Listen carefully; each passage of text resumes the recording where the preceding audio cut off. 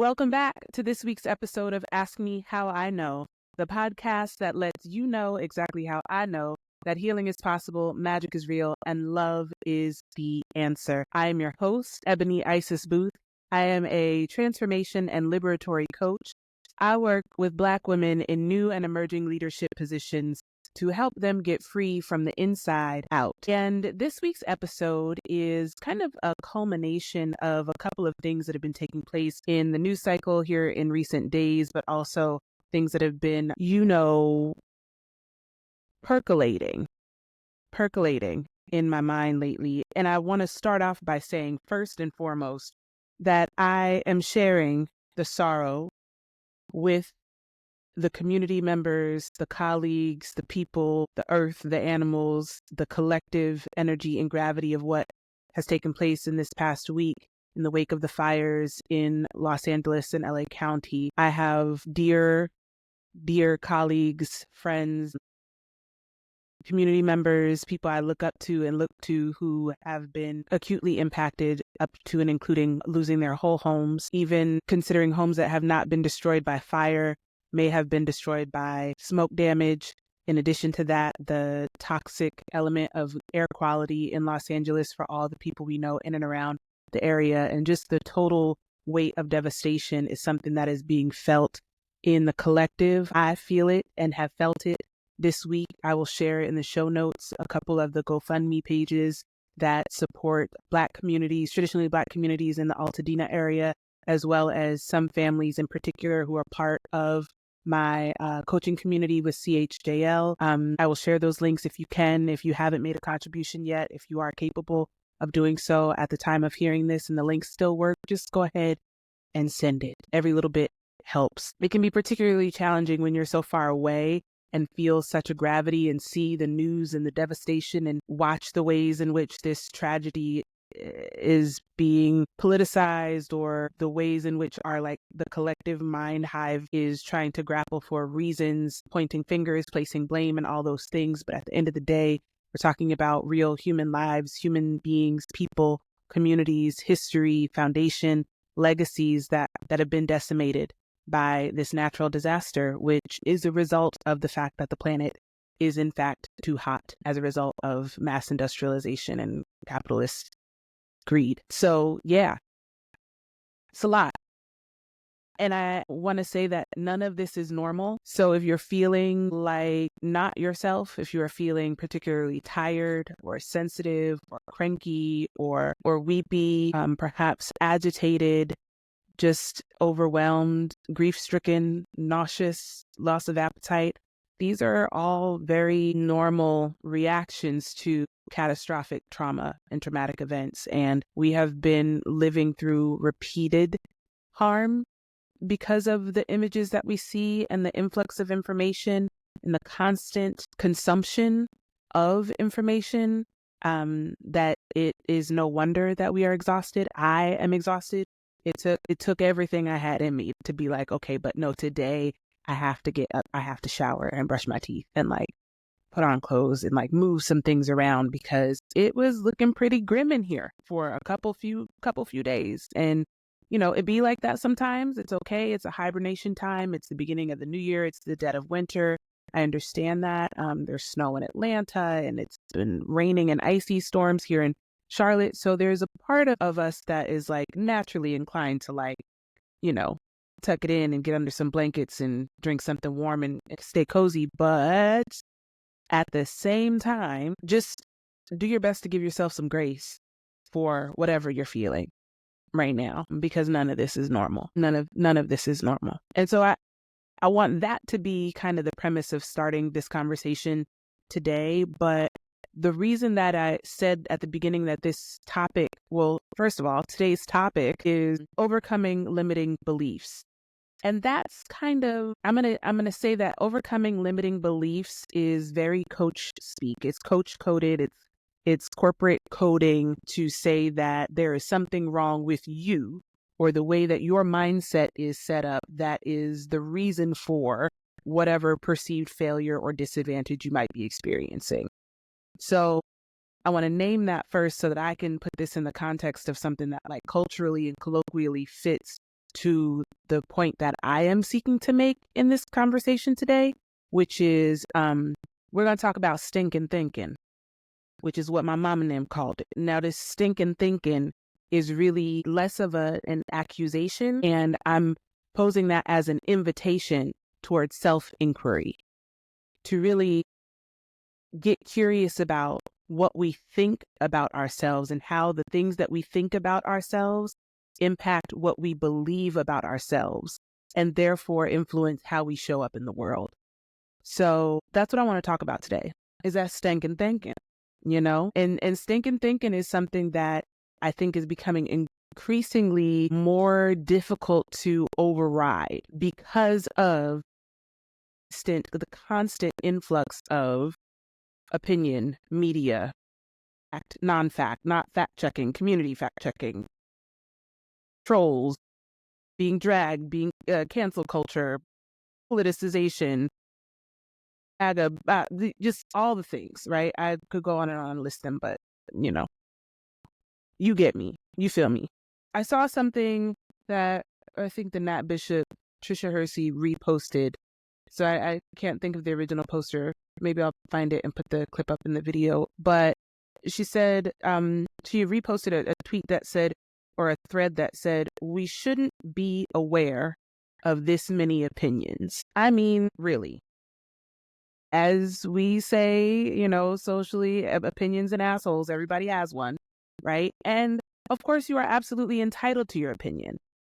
I'm curious in bringing this stinking thinking and the challenge with overriding stinking thinking in order to really tap in and lock into our business, our purpose, our path, and what it is that we are here to do and what that means for how we show up in community and how that is the answer to the sustainability of culture and how we will survive the end of capitalism.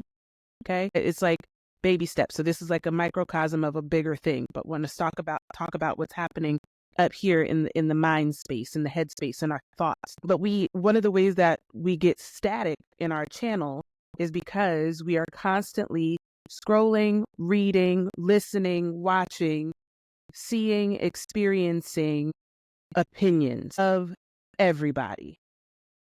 Okay? It's not normal for us as human beings to have to process this much information constantly, day in, day out.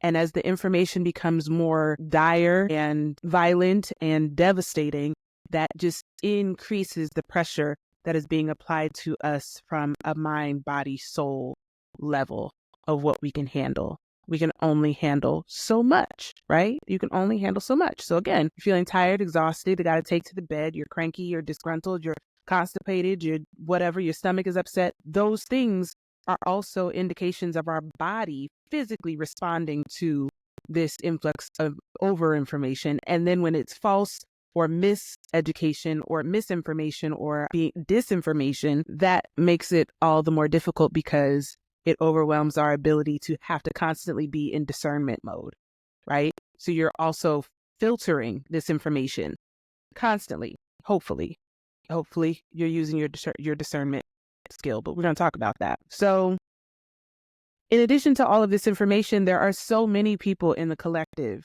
who lack integrity, authenticity, accountability, concern, who are completely misaligned with their own core values or separated from their own core values to such a degree where their priorities lie maybe inside the capitalist mindset, maybe inside a heteropatriarchal white supremacist ideology and hegemonic dominion over historically marginalized Black and brown people. So that is another layer of reasons why I said that overcoming limiting beliefs being part of the corporate lingo is challenging, because in those settings, it's like, well, whose limiting beliefs are they? I didn't limit myself. I think that the system, the institution, the corporation limits us by design. It limits us according to our race, our class, and our gender, right? In the way that society is currently set up. So the limitation is already set. And then here we come trying to shove ourselves into the boxes of the corporate agenda for a salary, for a paycheck, so that we can afford to live our lives. And all the distortion and contorting that it takes to do that in order to navigate and survive is detrimental to our humanity and our well-being, right? So given that, how do we get free? How do we get free? What does liberation look like? How do we back it all the way up and realize a way forward, dream a way forward, and put one foot forward into the future that we would like to see, and trust that we are bringing it along with us gradually? So, yeah, a lot of people out here in the space ain't worth what the cat dragged in, right? But here we are, listening to them, watching them, scrolling, watching them be rewarded for lack of integrity and accountability and just being shit humans, watching them be celebrated, whether or not it's influencers or celebrities or whatever, watching the way that certain individuals get selected or plucked out by the algorithm in a way that seems almost random, yet always right inside of a pattern that would suggest that the game is rigged. Okay? So you're not wrong about that. But what I want us to do is get curious about that and take it a couple steps further and see what we might find. So come along with me. I have some notes today because I was thinking about this and I wanted to stay organized. We're being called to strengthen or sharpen our discernment in order to navigate this influx of information, because it's a lot of information. We have to consider the source. We try to put it into context. We have come to a place now where we believe that the algorithm has us thinking that it's working for us. So we have a sense of entitlement to what comes across our feed, meaning that this, because it is on my feed, means that it is entitled to be a recipient of my opinion, however I choose to levy that. Whether or not I am a troll, whether or not I am participating in context collapse, whether or not I am a lurker, whether or not I'm a liker, like whatever your steez is for how you get down with it, we are conditioned to believe somehow that, oh, I curated my timeline.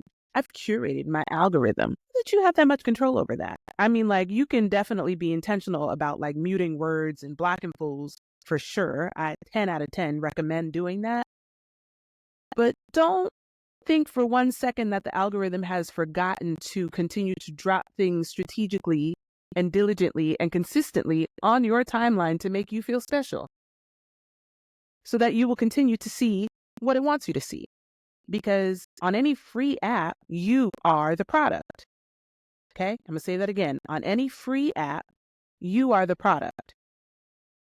So keep that in mind as we start to explore the way that this behavior, this game is impacting and creating some stinking thinking that might be to our detriment when it comes time for us to really lean into community, which is what we are going to need to do, is lean in to community. That was the prescription from the Surgeon General on their way out. How can we lean into community when we're constantly being fed misinformation, disinformation on a feed in a way that is unsustainable, untenable to our senses, to our human existence? We are not robots. We are not artificial intelligence. We are comprised of ancestral intelligence. We are human intelligence, which is dynamic and one of the gifts of being in the experience of being alive on this planet. But there's some trickery afoot. So not only do we need to learn how to lean into community and heal ourselves to a point that we can contribute in community and show up in ways that contribute to positive outcomes in those communities, so that we are showing up ready to be accountable and to be in integrity and aligned with folks in community, so that we're not showing up to be provocateurs and haters and disruptors inside the community, right? So there's that, like how to be a good community member, how to be useful in community, how to identify community. And it's not to say that not everyone is deserving of community. And even if you fuck up, that doesn't mean that you got to get out of the community. It just means, how can you be responsible for yourself in relationship with community? You know, like, how do you stand and position and locate yourself in right relationship to the health and wellness of the community? Even if you are in the community and you are like, I am ill in these places and need support and being propped up on these sides, you could still be there. But are you conscious aware, and are you aware of how you show up? Are you taking accountability for that? Something to consider. So yeah. What are we thinking and believing? A portion of some of this that I'm thinking about comes from the work of Byron Katie. And if you go to thework.com, there are free downloads of this worksheet called Judge Your Neighbor Worksheet that basically gives us a roadmap to this concept of self-inquiry. Now, I don't know that Byron Katie invented self-inquiry, but I think that the protocol and the methodology that she lays out in her Judge Your Neighbor Worksheet is such that it is a fairly universal tool that can be applied to almost any situation where you are allowing your thoughts to create a belief that causes dis-ease in your system, and how that is an indicator of something that needs to be corrected or shifted in you. So that makes the people that we judge actually our biggest teachers. The people who are brought into our lives, the folks who are here to offer us some information about ourselves.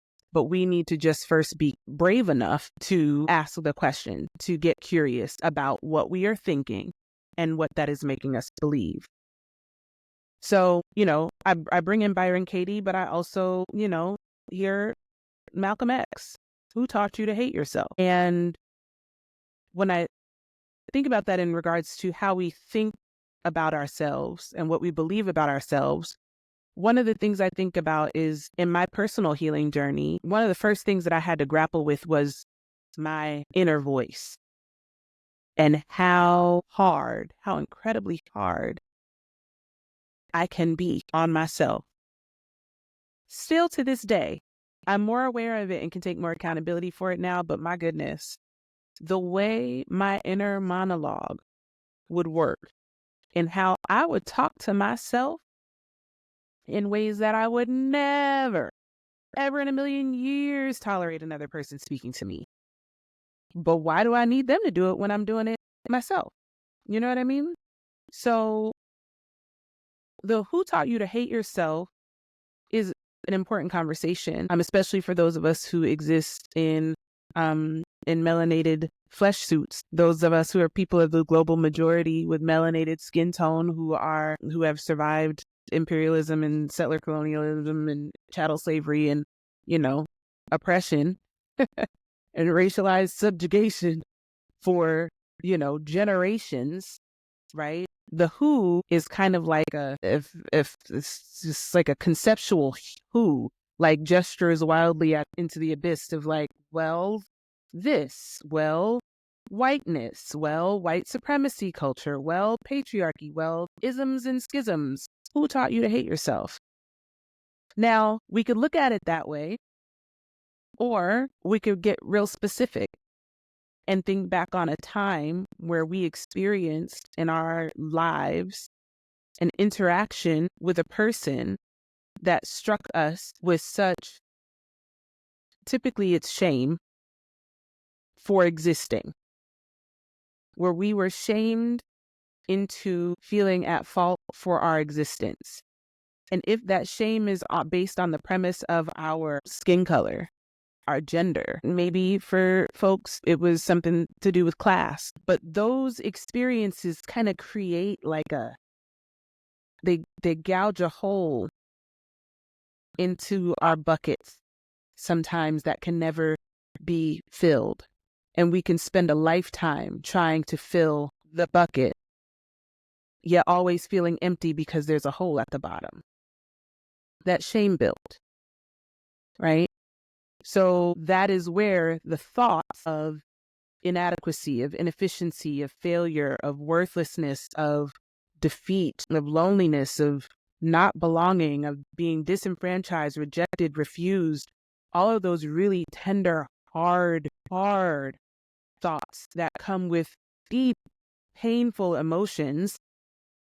And by the way, these emotions that then get activated after you think the thought, then you feel a certain way. And once you think a thought that is rooted and shrouded in shame and guilt, and disregard or humiliation, the feelings that go along with those thoughts are not good ones, right? They're not pleasant, and oftentimes not feelings that are welcome or that we're taught how to manage or address or even recognize. We don't have the language of understanding that our feelings, our emotions are our body's most genuine pathway to knowledge, which is what Audre Lorde teaches us. Like, we don't even get there. It gets that learning, that channel tends to get severed. There's trauma that occurs there to the spiritual body, to the mental body. That's where the breaks happen. Sometimes that's where we start to hold those stories so close, so deep down inside. We lock them away, push them down, way down, shroud them with vulnerability, a little bit more shame, add some guilt on top, maybe a little bit of apathy. And then if anybody gets near it, we'll send out some anger and rage to protect it. We will perform and manage in order to be sure that no one ever knows that something so horrible had happened to that part. And we just go about our life and keep doing it. And we keep trying to fill the bucket, never addressing filling the hole, right? Or even acknowledging that the hole is there. But in our mind, we know that the hole is there. We can never unknow that the hole is there. So we think these internal thoughts to constantly be reminded about that hole. Remember, no, you ain't shit. You are not, no, you're not a good girl. You are not nice. You're so lazy. That's what my voice would tell me. You're so lazy. You're such an airhead. You don't ever finish anything you start. You don't do shit right. These are the things that my brain would tell me. You're late to everything. You didn't work hard enough for that. You didn't know. You should have started sooner. It doesn't matter. Like, even this is so wild. My stinking thinking thoughts that were born from that first hole in the bucket would do shit like, so I procrastinate to the last minute, and then I stress myself out, make myself sick doing the thing. I get it done, whether or not it's got to pull an all-nighter or work my fingers to bone, whatever, like crush it, do it. And of course, it has to be perfect. So then I do it. And then when I am acknowledged or celebrated for the doing it, the thought, the stinking thinking is like, you don't deserve that attention. If they knew that you were up at 3:00 this morning finishing that, they would take it. It wouldn't be so special because they would know that it was half-assed. You could have done so much better if you had spent more time on this. Why don't you go ahead and tell them? Why don't you tell them? Say something self-deprecating right now, right? Like that real shit, that's the kind of stinking thinking that I'm talking about. And the challenge here is that when you think a thought long enough, it becomes a fact.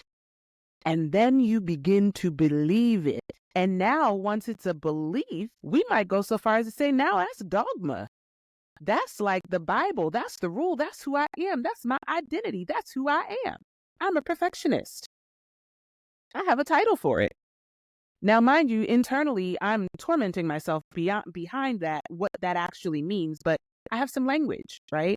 Similar to the way that we're like, oh, that's what it is. It's imposter syndrome. Oh, I have imposter syndrome. Yes. Black women, we do this to ourselves all the time. Oh my God, I have such terrible imposter syndrome. And it's like, what does that mean though? What is it that you are thinking and therefore believing about yourself that makes you identify with being an imposter? What is that? Okay. So I hope that you are coming with me when I'm saying that. See, thinking is not the same as knowing. And this is another one of those places where like social media and artificial intelligence and like AI bots and, you know, everything being on Google and like YouTube University, just because you think it doesn't mean that you know it. So just because you think about a concept doesn't mean that you should teach a master class on it and monetize it. Right? And make a viral trending post that tells everybody that they should do things this way because I had a thought. Thinking and knowing are not the same thing. Thinking is beautiful. Having an idea is great. Sometimes that is spirit speaking directly to you, giving you instruction on something that you should work towards, focus on, study, do, manifest, bring into fruition, do that work. And I think that shit is lovely and divine and beautiful. And I wish there were more of it happening in the world. But a lot of times we skip straight from thinking to knowing. I thought it, so it must be true. I thought it, so that's the fact. I saw that, so that means this. That aligns with this thing that I saw that day, so that's true about that. And we paint the world with the same broad strokes because we think we know every fucking thing. Nobody's curious anymore. Nobody's curious. And it's like the number of times where it's like, okay, I have a question. Well, just Google it. Okay, well, I mean, yeah, we can do that. I can Google it. And then so I go to Google and now here AI wants to give me the answer first.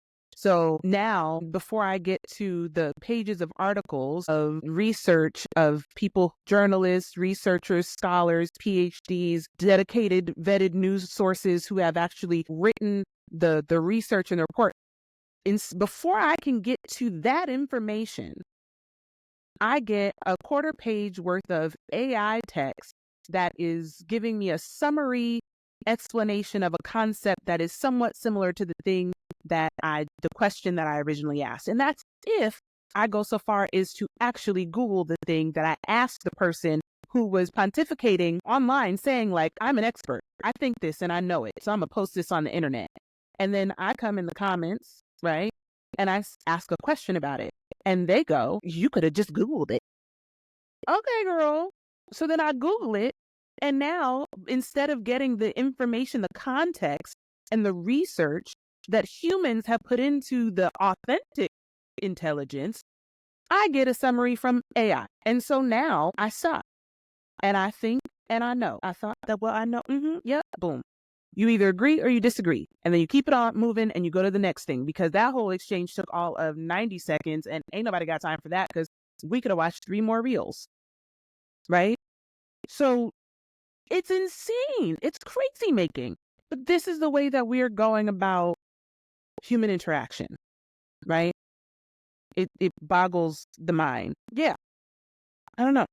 I kind of lost my train of thought there for a second because guess what? I'm a human being. And we do that sometimes. But even now, I'm like, my brain is kind of like turning overtime thinking of all of the times, all of the instances where critical thought is interrupted or flat out usurped by, I don't know, conjecture, right? Like just flat out conjecture. Like, I'm going to just say some shit. Who cares if it's factual or not? This past week, what's that? The baby, the Facebook boy with the droopy eyes and the gold chain, Mark Zuckerberg. I'm gonna get up here and say that they are getting rid. There is no need for fact checkers and no need for diversity, equity, inclusion initiatives any longer because he believes in free speech. And y'all, it makes my soul tired to see how far removed from free speech we actually are. Like, what does it mean to speak freely? Whose speech is being oppressed or limited? Whose speech is being unfairly elevated and amplified? Who's being targeted and silenced? And, free speech ain't free in this country.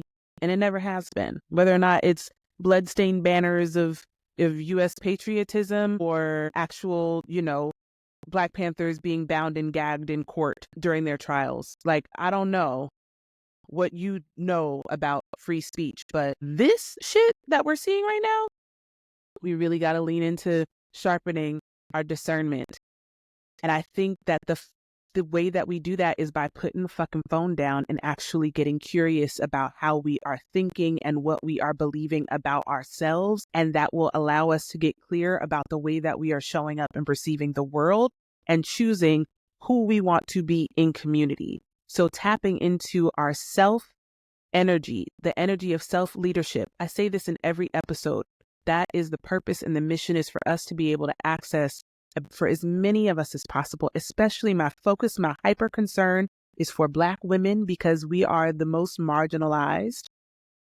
We are among the most marginalized demographics in this country, Black and Indigenous women specifically, right? And targeted because of my own lived experience and how I identify as a Black womanist. And that's just what was a womanist, Black by default, but just who I am and how I identify, that's who I'm invested in. This doesn't exclude liberation for any other person. I just have a priority here, right? And I want us to really consider what it means to get all the way inside of self and get curious about, okay, so who taught me to hate myself? And what did I think about that? And then what did I begin to believe about myself as a result of that? How often did that thought or that lesson of self-hate and worthlessness rattle around in my head? How long has that part that has been shamed and ridiculed and rejected been rolling around in the bottom of this bucket, right? Like, well, how long has the hole been there? How long have I felt empty? And what is that making me believe about myself? And how does that make me view the world that I live in? Or how can I locate myself and my value in community? What does that mean? Now, conversely, who taught you to love yourself? And do you believe them, right? Where are examples where you have been modeled how to love yourself? Where you have felt safe enough to be brave enough to say, I didn't, I wasn't, I didn't know how. Nobody ever taught me to. Nobody ever showed me. I didn't see that. I didn't have any examples of self-love. So we've been piecemealing them together with, with bust downs and handbags and, degrees and responsibilities and roles and positions and acquisitions. We've been being the best consumers we can be so that we can look like we don't look like what we've been through. So we look like we love ourselves. We look like Black girl magic. We look extraordinary. But how do we feel? And where is that being held in our bodies and our systems? What is that doing to our energy force and to our physical body? What's the cost? Is it heart disease? Is it breast cancer? Is it asthma? Right? Is it uterine fibroids?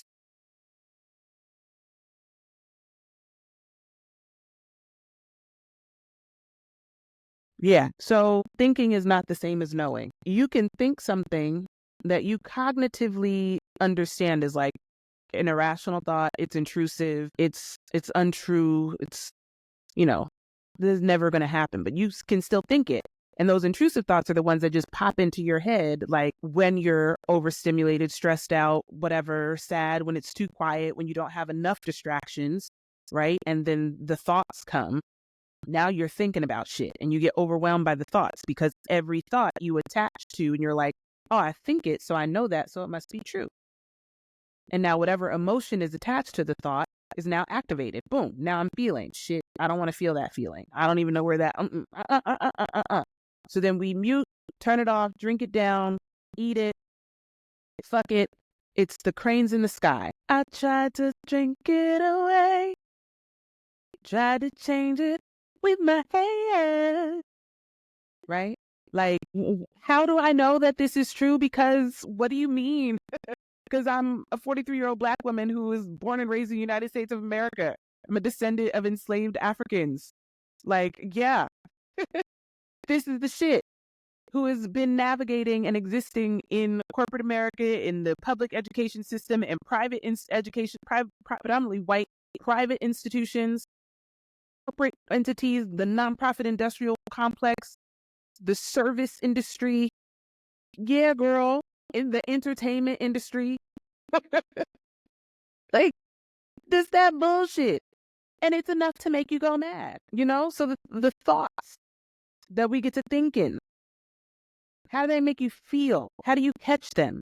Are you letting them pass? Are you like, what is the relationship between you and your thought? Are you tapped into what's happening in your own mind?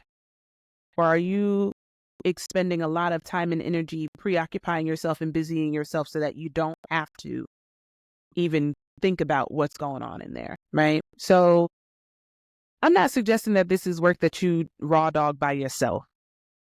I think that if you have access to trained mental health professionals and therapists, seek them out. Try finding a Black woman therapist. I think it is important to have a therapist who looks like you because of some of these nuanced experiences that are very particular and specific to Black women, it can really alleviate some of the pressure of feeling the need to explain, because in that need to explain, it can activate some of those parts that are carrying that early shame from that first hole dug in the bottom of your gourd into the bottom of your bucket. Whenever you were first taught to hate yourself, it can activate that. And if the person who is the practitioner that is holding your story or holding your truth in the container is not aware of that, or does not have the cultural competence to address it and to create a safe container for you to go there, then it can be dangerous.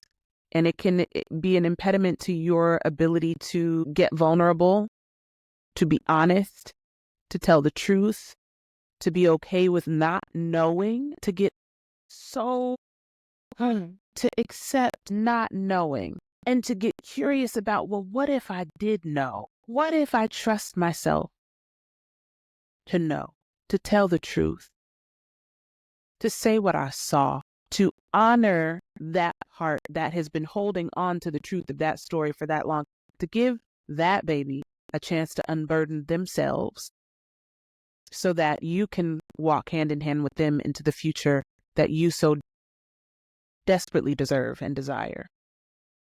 What would that look like? I think that we are all worthy of that experience. I think it's powerful.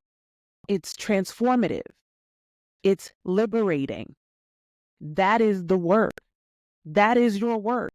And I think a lot of times, I have worked in one-on-one coaching containers with some folks, and I won't even say only Black women, but a lot of people who I've worked with who don't come to coaching expecting that, and also are not particularly interested in going that deep and don't want to. Some folks who really show up for coaching and want you to just like tell them what to do. They want me to tell them what to do, or they want me to read them or drag them for, girl, you okay, or they want me to, give them more work to do, right? Like give me a roadmap, give me a schedule, give me a done for you plan, give me a workbook that I'm never going to look at. No, girl, I'm not giving you none of that shit. There's plenty of places that you can go get those resources. That's fine. What we are going to do, I'm going to ask you some questions about what you think and how that makes you feel and where you feel it in and around your body, and what you think that feeling wants you to know. What does it need you to know about the truth of who you are, and how you are either in alignment with what you need and on the path to get it, how you live it in alignment with your values, or maybe you are completely outside of the bound. Maybe you on some other shit someplace else. And so how do we create a plan for you to get back where you want to be? We do some visioning to say, like, where are we going in the future? Where do you see yourself? What's in the way? Oh, you can't see it? Okay, well, can we move around it? Can we see what some other people might see? What have other people told you that they see? Did you feel like that was true? Oh, you thought that they felt a way about you? Well, did they say that? No, they never told you that. Okay, well, is it true? That's the question. Is it true? I think she's mad at me. I'm a Libra, so I'm gonna use me as an example. I think they're mad at me. Is that true? I don't know. Well, think about it. Is it true that they're mad at you? I mean, maybe. Okay, well, how could you be certain that it's true that they're mad at you? I mean, I could ask.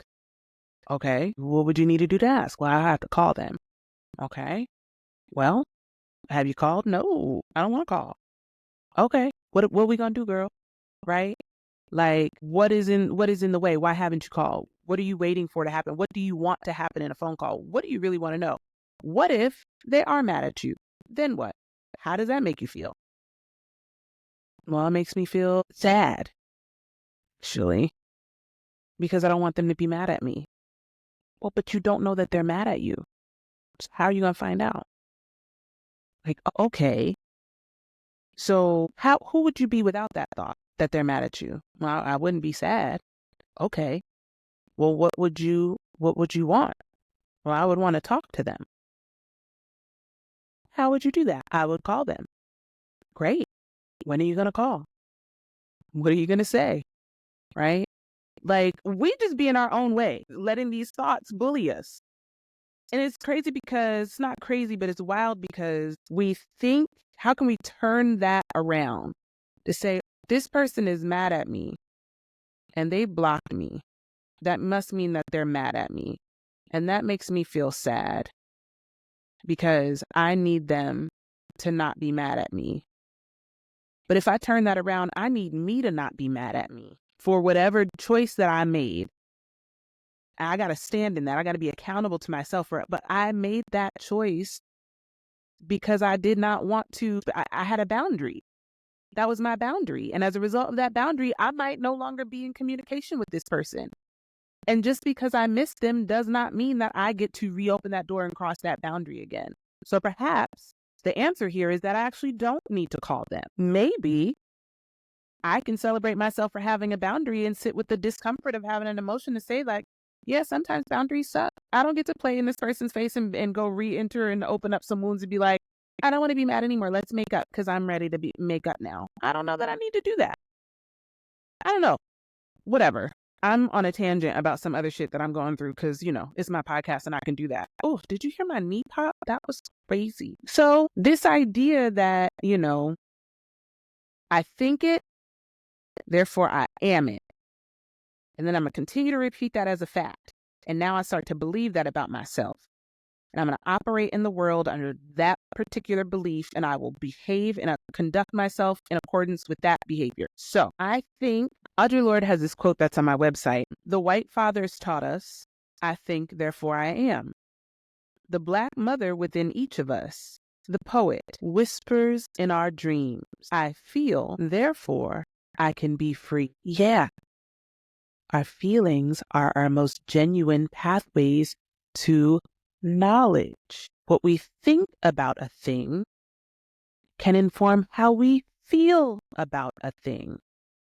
And if feeling is gross, then we might only need to reverse the thought instead of building a railroad track to crash out town. Amen, somebody? Okay, so crash outs. Stand up. What you are thinking may be untrue. Just because you thought it doesn't make it true, girl. Especially if you are already dysregulated and outside of alignment with your spiritual self, your spiritual body, and your intuition. If your channels are staticky and clogged up and gunky and dusty because you have been working overtime in the physical and spirit realms, and your spiritual hygiene is jacked up, what makes you think that crazy ass nightmare that you had is cause for you to go banging on that man's door in the middle of the night? I don't know what you did when you crashed out, but you know what I'm saying? Like, there's what's highly likely that the crash out conversation is not coming because the girls are really with the shits. I think the crash out conversation is coming as evidence that we are overwhelmed, that we are burdened by a collective dysregulation of our nervous systems and a whole host of unmet needs and crisis. That's what I think is happening. Okay? So when you feel, you can feel your way free. You can feel your way free by reversing the thought, okay, and taking responsibility for what you can control. So, but not only do we avoid our feelings, we are afraid of our feelings. We're not equipped with the language and the tools to recognize our emotional state, to honor it. It is also a tool of oppression to disconnect us from source, to disconnect us from our emotional intelligence, right? Feel nothing. You don't feel anything. You need to be numb. You need to numb yourself, right? Binge eat, binge watch, binge drink, binge, numb, right? So not to feel anything. Or women are too emotional and that's a bad thing, right? Don't feel anything. And we're turning into powder kegs out here by not feeling things. So we avoid our feelings, and we're being programmed to avoid thinking about ourselves for too long. Because self-inquiry is considered rugged individualism in the way that it is westernized. that ain't the case. Some bullshit. But we are programmed out of self inquiry, out of self energy, out of thinking. We're programmed to be consumers and not creators. We are programmed to hope and to dull and to numb and to scroll and to tap out and to be, become the product, right?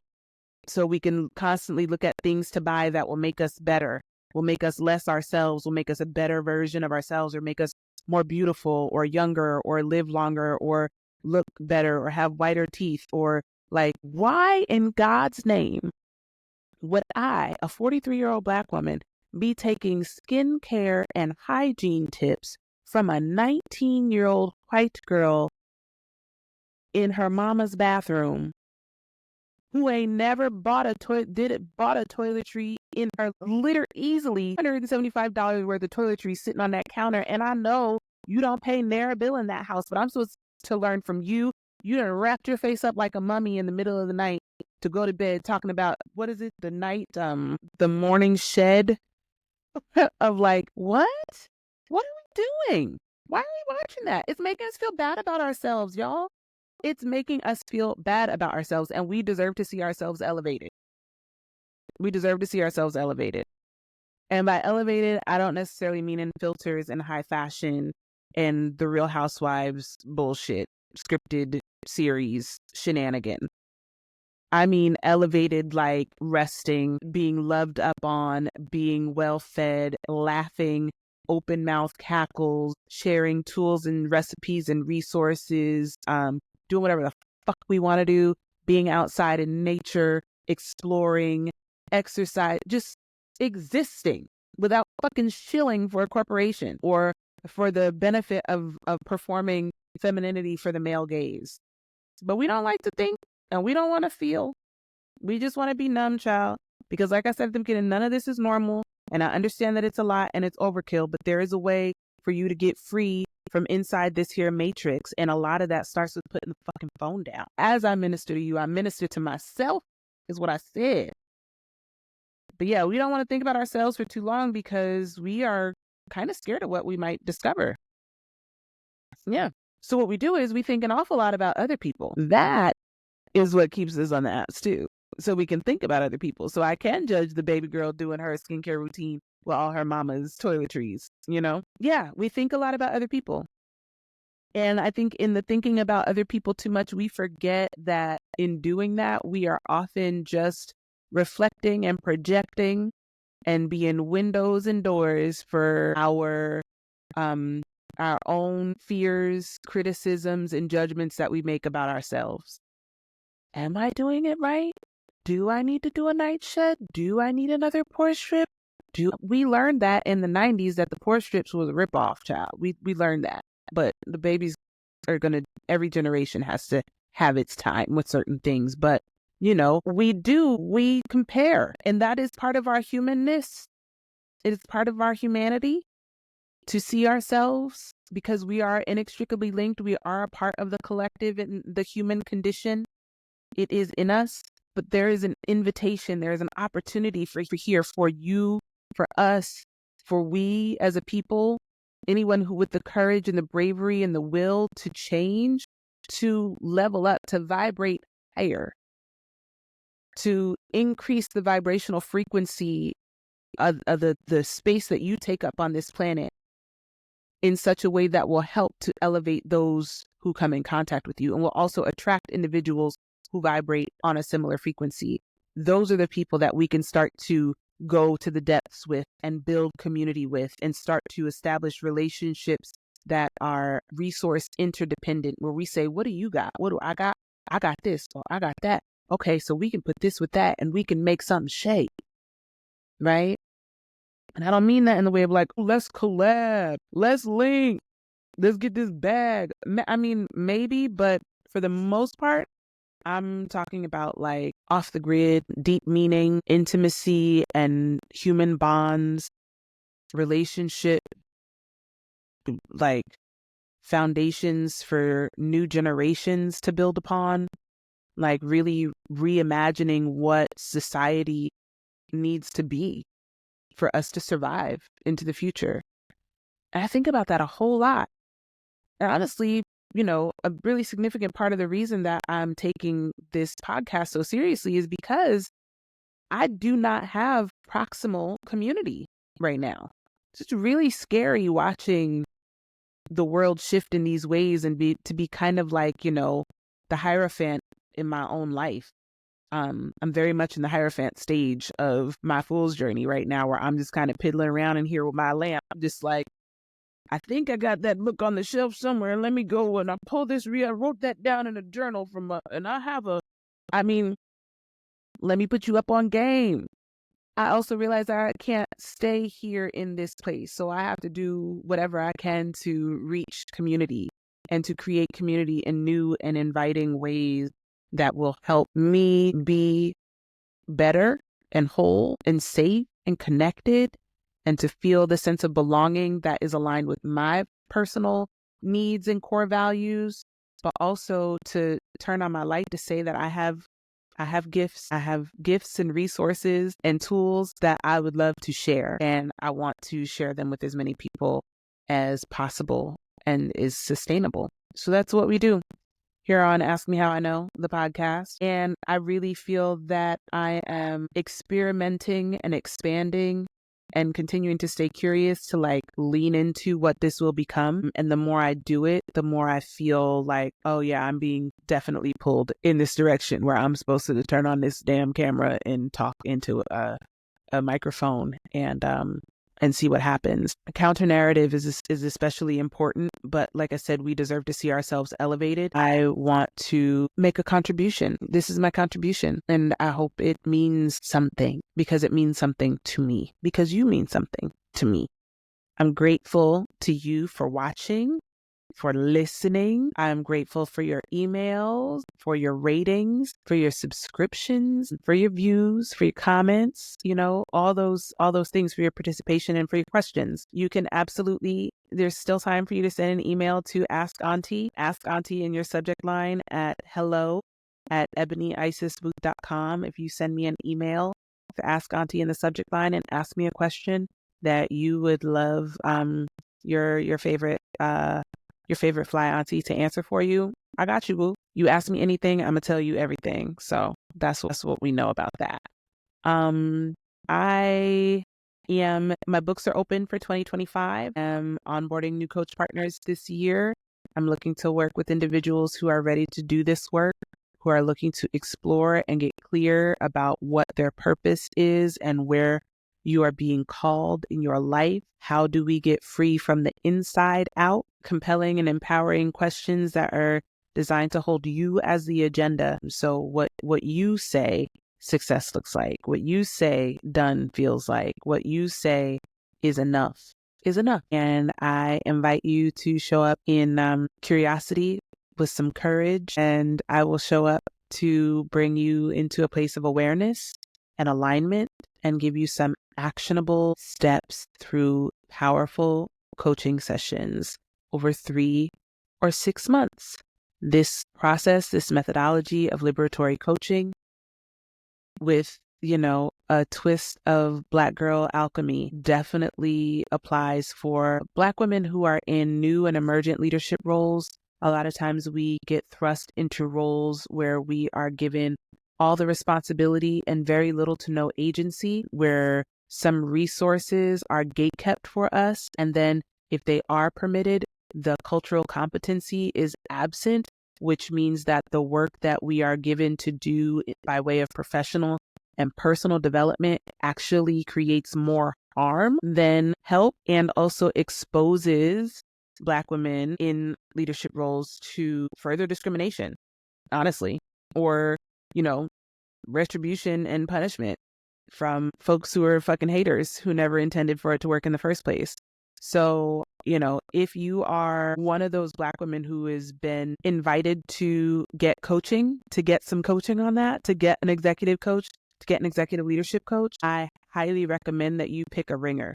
Like, you pick somebody like me who is going to be your advocate, who will hold your agenda in confidentiality with fierce grace, and will ask you the questions that you need to figure out how you get free from the inside out while keeping your job, or how you choose to get free from the inside out. And maybe that means leaving your job. In this economy, I'm not really recommending it, but we'll figure it out. We'll determine what resources are available to you and come up with a solution that works for you to find your way forward. So wrote it into my intentions that I want to do some speaking engagements this year. So my books are also open for speaking engagements. We'll be hosting 4 community calls this year. I'm going to do quarterly community calls. We're going to do 2 rounds of It's Bigger Than Bath Bombs, 1 round of Ritualize Your Routine, and 1 session of Pathways to Purpose this year. So keep an eye out for that. I am looking at dates right now.